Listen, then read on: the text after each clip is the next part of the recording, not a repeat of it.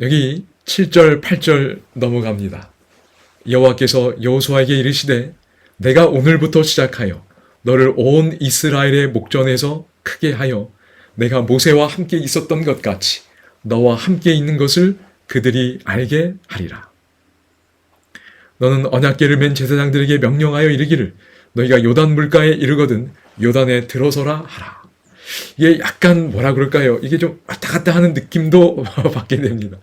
백성에 앞서 나가니라 했는데 또 여호수아에게 말하고 또 뭐 이런 내용들이 반복이 되는 걸 보게 됩니다. 그런데 여기서 포인트는 이런 것 같아요. 여러분, 아까 포인트 1은 이스라엘은 관객이고 제사장이 맨 언약궤를 보아야 했습니다. 그런데 하나님께서 이 요단강을 건너는 이 일과 관련하여 또 하나의 강조점을 주시는데 그것은 뭐냐면 리더십을 높이시고 견고하게 하시는 겁니다. 그래서 여기 보면 내가 모세와 함께 있었던 것 같이 너와 함께 있는 것을 그들이 알게 하겠다고 약속하십니다. 그러니까 이 요단강을 건너는 사건을 통해서 하나님은 여호수아를 더 높이시고 그가 지닌 리더십을 견고하게 하기를 원하셨던 것 같아요. 그래서 다시 이 7절이 언급이 되고 그 일을 위하여 제사장들에게 명령하라는 내용이 나옵니다. 그래서 그렇게 좀 이해하시면 좋을 것 같습니다. 여러분, 리더십 중요하지요. 만약에 리더십이 형성되지 못한다면 어떨까요? 여러분, 가정에서 우리 부모님의 리더십이 자녀들에게 형성되지 못한다면, 여러분, 한 교회에서 영적 지도자의 리더십이 형성되지 못한다면, 나라도 마찬가지입니다. 여러분, 리더십이 너무너무 중요해요. 이게 잘 형성되어 있을 땐 못 느끼지만 이게 문제가 생기면 아주 큰 일입니다. 이렇게 성경은 리더십 세우는 일의 중요성을 이 이야기에서 강조해 주시는 것 같아요. 여러분, 리더십이 교체가 됐습니다. 너무 크고 위대한 지도자였는데 잠들었고 후임이 여호수아였지. 그 시기에 하나님은 이 내용을 여기 추가하신 겁니다. 약속의 땅을 정복하는 사명이 앞에 놓여 있는 상황이에요.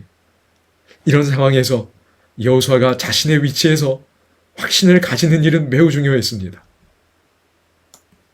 여호수아를 위해서도, 그리고 이스라엘도 하나님 아래서 그의 능력을 신뢰하는 일이 매우 중요했습니다.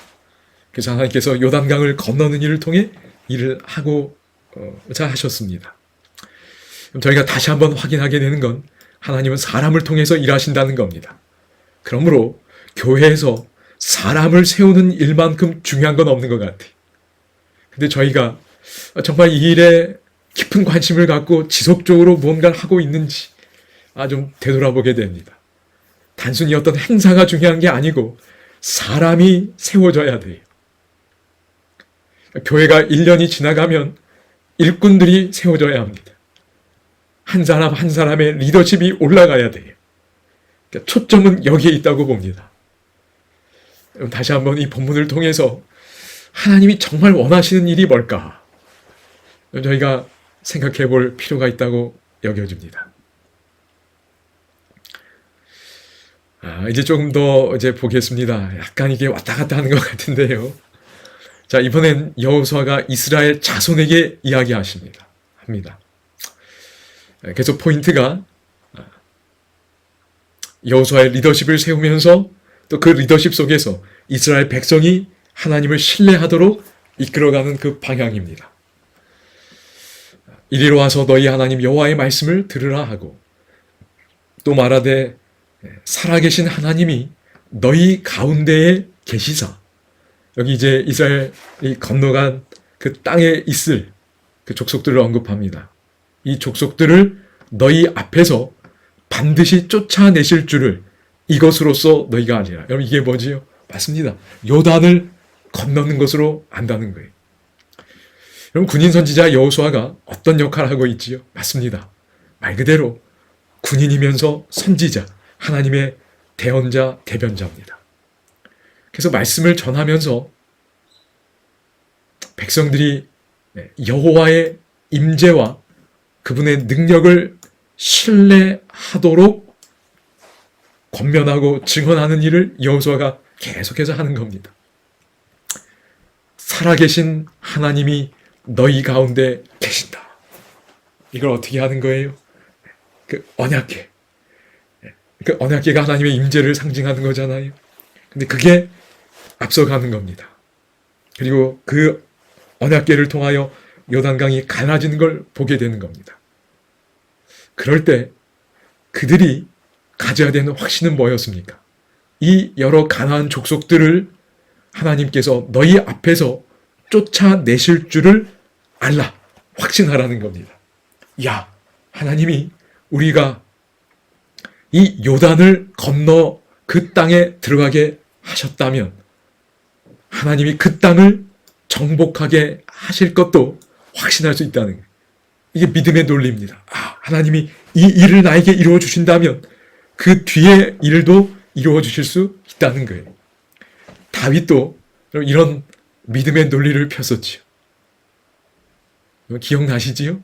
다윗이 뭐라 그랬지요? 사울왕 앞에서 내가 곰 사자의 입에서 양들을 지키기 위하여 싸웠다. 싸워 이겼다고 말합니다. 그 일을 이루어 주신 하나님이 이 골리앗 또한 싸워 이기게 하실 것을 내가 믿는다 그런 거예요.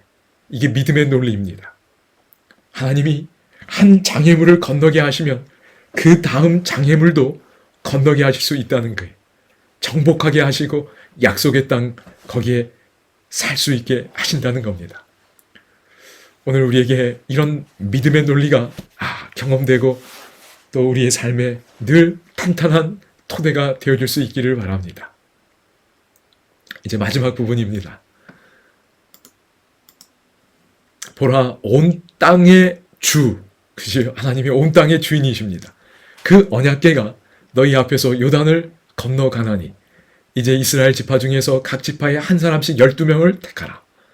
온 땅의 주, 여호와의 궤를 맨 제사장들, 발바닥이 요단물을 밟고 멈추면 요단물 곧 위에서부터 흘러내리던 물이 끊어지고 한 곳에 쌓여 서리라. 여러분 정말 이 상상만 해도 이 순간이 정말 뭐라 그럴까요? 마치 전기가 찌릿 오듯이 말이지요. 너무 놀라운 순간입니다. 이제 이 일이 일어나는 거지요.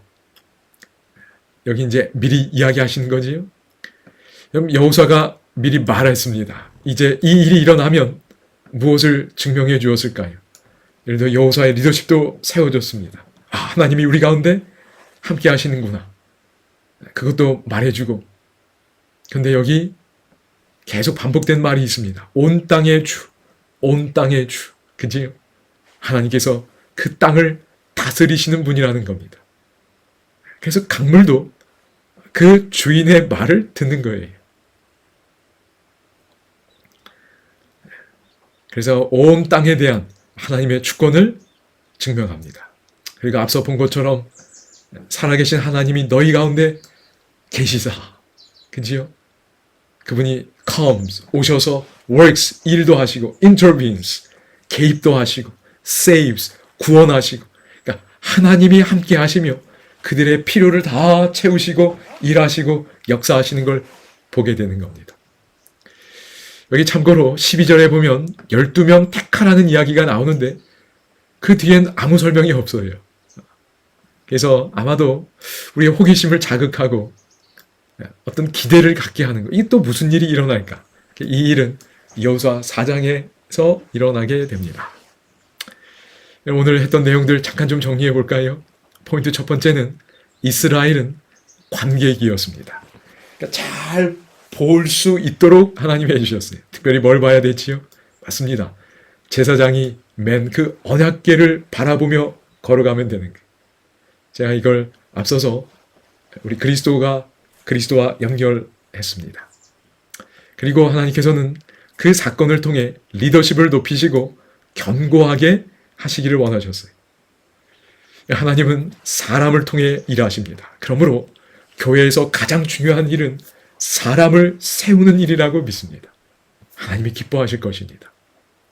그리고 마지막 부분에 그 궤는 결국 하나님의 임재를 증거하는 거였지. 그래서 우리 가운데 하나님이 계시고 하나님이 이 요단강도 건너게 하시니 가나안 땅 정복도 하게 하실 것이라는 우리와 함께 하시는 하나님을 향한 신뢰, 그분의 능력에 대한 그 신뢰를 높이기 위함이라는 걸 보게 됩니다. 여호수아가 계속 그 이야기하는 겁니다. 백성들에게요. 사실 좀 약간 산만한 느낌도 있지만 어쨌든 이런 어떤 포인트를 가지고 여러분이 본문을 묵상하시면 도움이 되리라 생각이 됩니다. 여러분 계시록 14장 12절 말씀하시지요? 이제 오늘 내용을 이제 정리하면서 성도들의 인내가 여기 있나니 저희는 뭐와 하나님의 계명과 그 다음에 예수 믿음을 지키는 자니라 그랬어요. 그럼 저는 이 하나님의 계명, 이 언약궤의 모습이지요. 근데 그걸 누가 들었다 그랬지요? 제사장들이 메고 가는 거예요. 여호수아가 메고 가지 않았어요. 하나님을 구별된 제사장들이 그걸 메고 갔어요. 우리의 제사장이신 예수 그리스도를 또한 보여준다고 생각이 됩니다. 그래서 그 부분이 저는 예수 믿음으로 연결될 수 있지 않을까 생각이 됩니다. 예수 그리스도의 신실하신 그 생애와 또 우리를 위한 중보, 십자가, 그 모든 걸 통하여 예수 그리스도는 하나님의 언약궤를 메고 가신 겁니다. 그래서 이 두 가지를 지키는 백성들이 마지막 때 하나님의 성도들이라는 것도 연결해 볼 수 있지 않을까, 저 개인적으로 그렇게 좀 생각하게 됩니다. 오늘 내용이 좀 길었는데요. 이제 중심사상 보겠습니다. 하나님의 법을 메고 앞서가신 예수님. 이해되실 수 있겠지요? 그 예수님을 바라보며 따라가면 나와 함께 계시는 하나님께서 길을 여신다. 이렇게 좀 정리할 수 있지 않을까 생각이 됩니다.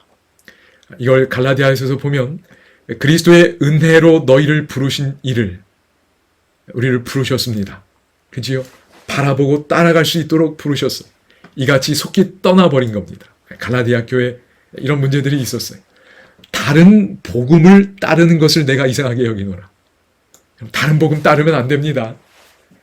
여호수아 3장은 우리가 따라야 할 복음이 뭔지를 보여주는 거예요. 제사장들이 언약궤를 메고 가는 것 따라오라 그랬어요. 그러면 장애불은 갈라집니다. 근데 자꾸만 다른 복음을 따르는 게 문제예요. 하나님께서 오늘 우리에게 이 말씀들을 통해서 우리가 진정 따라야 할 복음을 다시금 명확하게 보여주실 수 있기를 소망합니다.